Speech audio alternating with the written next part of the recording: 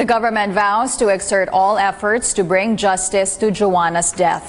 OWA Deputy Administrator Arnel Ignacio says the government of Kuwait is ready to help Philippine authorities find the perpetrators. He adds what happened to Demafelis should never happen again to other Filipinos abroad. Tama sa katawan. Considering na ang tagal na niyang frozen doon sa Kuwait, masyadong masakit yung nangyari. In fact, when I saw the body of Joanne, it is indescribable, you know, too painful for me to describe. It should never happen again. Foreign Affairs Secretary Alan Peter Cayetano describes the country's ties with Kuwait as a rocky relationship following the abuse and murder of Joanna Demafelis at the hands of her former employer. Cayetano says he spoke with the Kuwaiti ambassador on Thursday. He refuses to give updates on the case, particularly on the whereabouts of Joanna's former Lebanese and Syrian employers. But he says Kuwait vowed to do its best to resolve the case. Cayetano says they are now working on a memorandum of understanding with the Kuwaiti government to protect the right of OFWs. Totoo din naman yung sinasabi ng Kuwait na it's not a majority. It's somewhere between 3 to 5% ang may problema sa Kuwait. But remember, people are not statistics eh. Each and every life matters. So we're going through a rocky period sa ating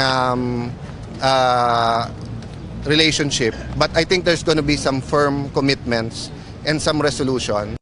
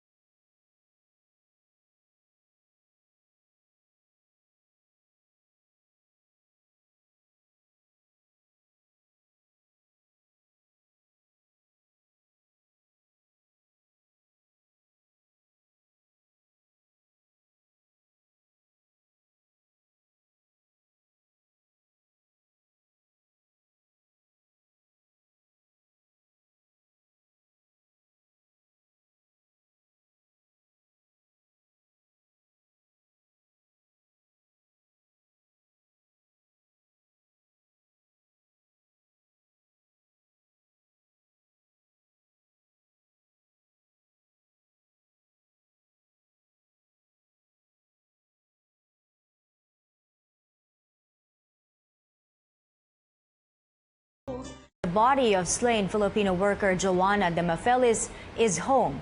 Her remains arrived in her hometown of Sara, Iloilo this afternoon. The 29-year-old was a domestic worker in Kuwait. Early this month, she was found dead inside a freezer in an abandoned apartment. The discovery comes a year after she had gone missing. Authorities say the hunt for her former employers continues. CNN Philippines spoke with Joanna's family and they're asking for privacy at this time.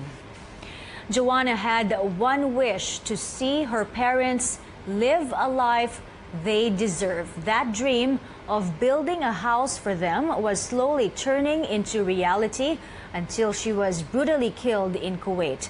Our Anjo Alimario talks to the parents of Joanna about the good daughter that she was. When Super Typhoon Yolanda hit the country in 2013, the Demafelis house in Sara, Iloilo was destroyed. That pushed Joanna to fly to Kuwait so she could rebuild their home, a promise she made and tried to keep for her parents. Joanna and her youngest sister Joyce also made a vow that they won't marry until they're able to help their parents. Naaawa siya sa bahay namin, sir.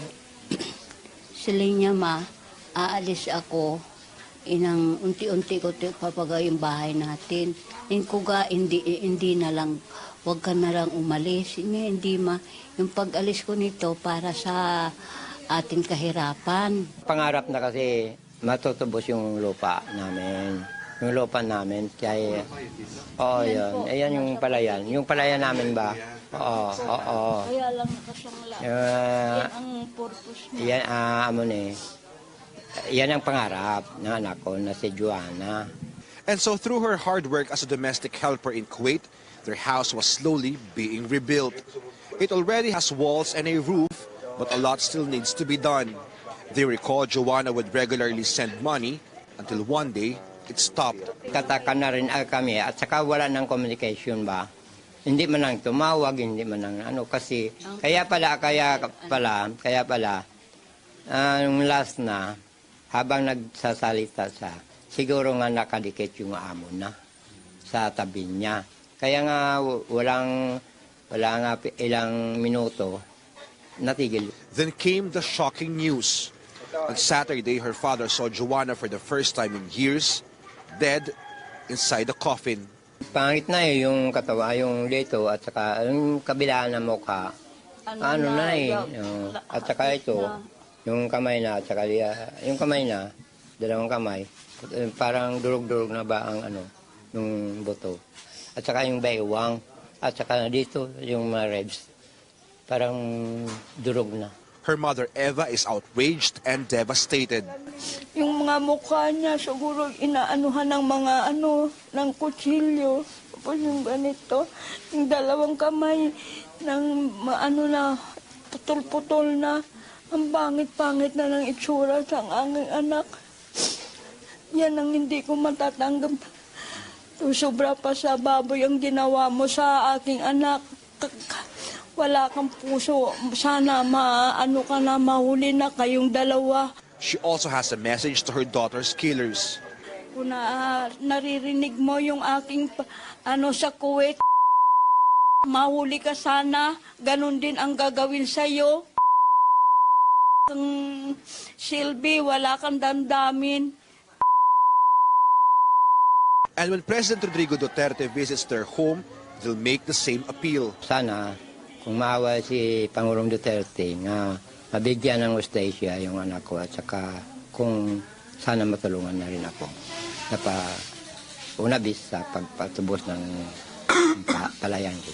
Her parents will remember Joanna as selfless and giving. Mabait siyang bata, magalang, matulungin sa pamamahay namin. And while she won't see this house finished, memories of her cling to every corner of this house, reminding them of Joanna's dreams that ended in tragedy. Anjo Alimario, CNN Philippines, Sara, Iloilo. The Catholic Church dedicates today's masses for overseas Filipino workers. Our Makoy Popioco is at the Baclaran Church in Pasay City for more. Makoy, what's the latest there? Tell us the message of the church. The Roman Catholic Church is calling on its devotees to pray for Filipino workers abroad. Today's Sunday masses across the country are dedicated for overseas Filipino workers. Here in Baclaran Church in Pasay City, priests in their homily spoke about the struggles faced by Filipino workers abroad. They decried the cramped living condition of migrant workers in Hong Kong and the abuse some get from their employers in the Middle East. Another group, Migrante Philippines, conducted a signature campaign outside the church. They are gathering for support for their petition for justice for the murder of OFW Joanna Demafelis and for another missing OFW named Edeline Astudillo. Astudillo left the Philippines in 2015. Her last communication with her family was in August that same year. she has been missing since then. Now, Migrante has already gathered hundreds of signatures. They say they will submit their petition before the Philippine Overseas Employment Administration. They are also appealing to the government for better opportunities for Filipinos so workers don't need to leave the country. And minutes ago, they also conducted a candlelight ceremony for Demafelis, Astudillo, and all the other Filipino workers abroad experiencing abuse.